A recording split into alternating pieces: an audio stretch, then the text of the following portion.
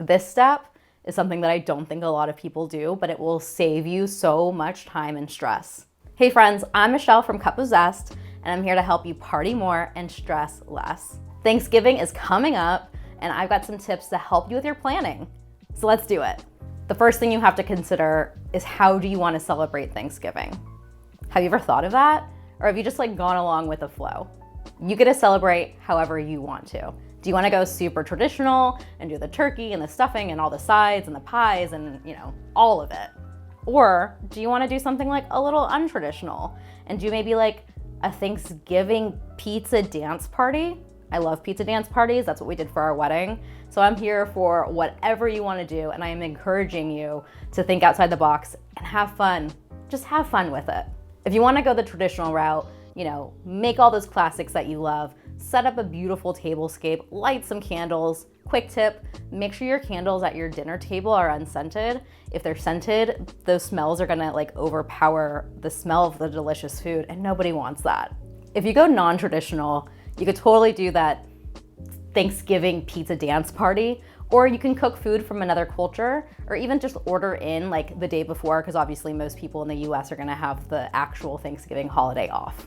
I have a dear friend who I actually work with all the time. If you don't know, I am an assistant food stylist while I'm growing Cup of Zest, and my dear friend is also my food styling boss. She's amazing.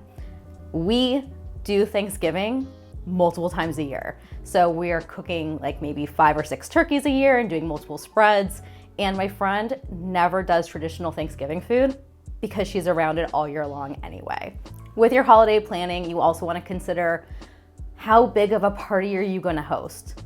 Is it going to be a Friendsgiving and you're going to have 15, 20 people? Or is it going to be a small get together with just you and your partner, maybe a couple friends, or maybe it's just you by yourself, and that's okay. If you are going to be by yourself for the holiday, do something nice for yourself. Please, you deserve it. You still need to plan ahead, so you should absolutely make sure that you pick up whatever food you need the day before, plan to watch a cozy movie, read a book, whatever. Just plan ahead so you've got something fun to look forward to. The other thing you need to consider is, are you going to cook everything by yourself? Are you going to do it potluck style? Or are you going to order catering? All of those are totally a-okay to do. Our family has done potluck style forever, and I love it. It's so fun to see what everyone comes up with. The main tradition is whoever's hosting cooks the turkey. We usually do 2 turkeys. My dad will smoke one, and then whoever's hosting will roast one. So we got plenty of turkey for our family. And then whoever's hosting also assigns different parts of the meal to different family members. So this year, I get to make a delicious vegetable platter. My choice. I want to do an appetizer and have something bright and fresh, and a little dip that goes along with it. And then I'm going to do a side dish also. And I went with a spinach gratin. Next, it's time to actually plan ahead. You have to plan ahead if you're going to save yourself from stress, okay? The first thing you want to do is write your guest list down. Actually write down the names of the people you're going to invite and the best way to contact them. Then you want to figure out how you're going to contact them. Are you going to send them an email? Are you going to send them an actual paper invite and get fancy? Ooh, love it. That's not for me, but maybe it's for you, and you should totally do that. Maybe a simple text works, a group text. You can also use a website. There are so many party invite websites. I've used paperless posts in the past. And I also really like the app Partyful. I've had some friends invite me to parties with it, and I'm gonna be using it for my next get together. It's pretty great. Now you wanna plan your menu. What are you gonna eat? What are you gonna eat?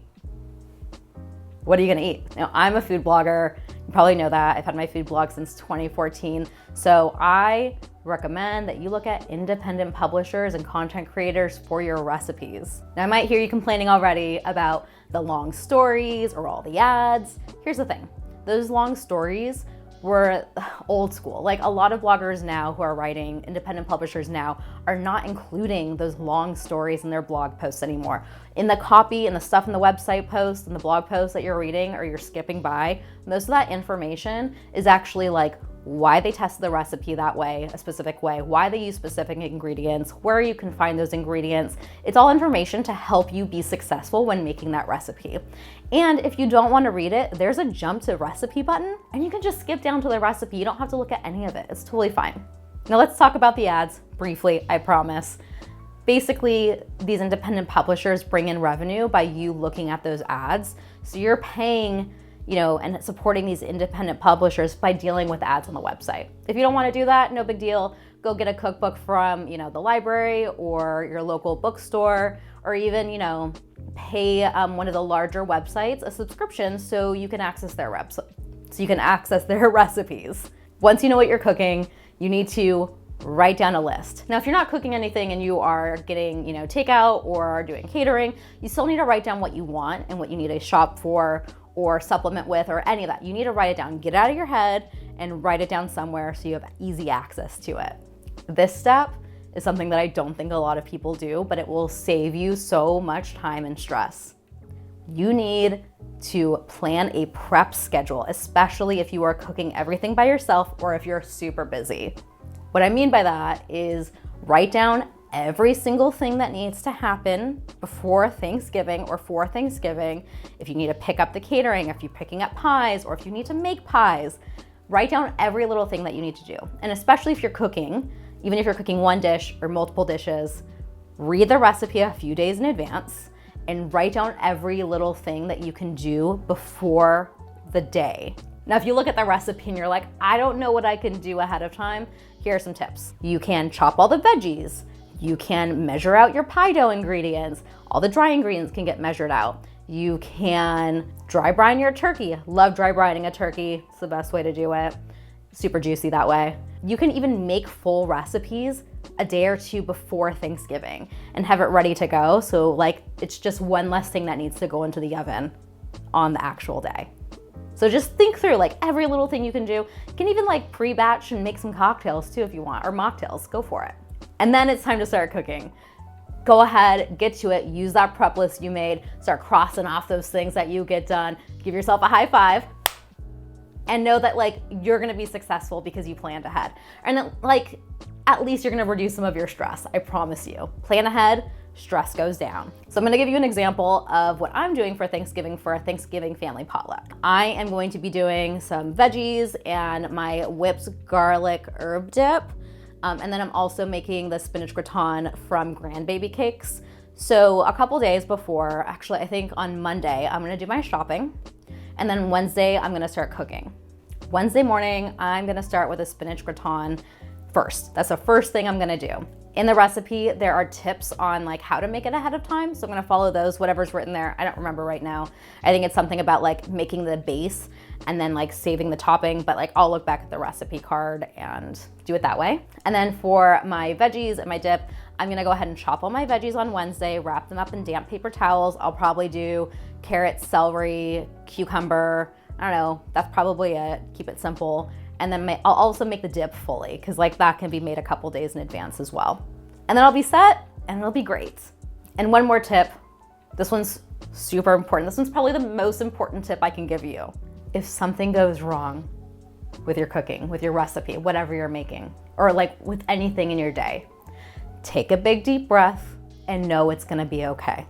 I promise it'll be okay. The holidays are stressful as is. And the most important thing is that you are being kind and taking care of yourself and spending quality time with your loved ones. It doesn't matter if your casserole doesn't taste exactly like you expected it. Spend the good quality time with the people you love.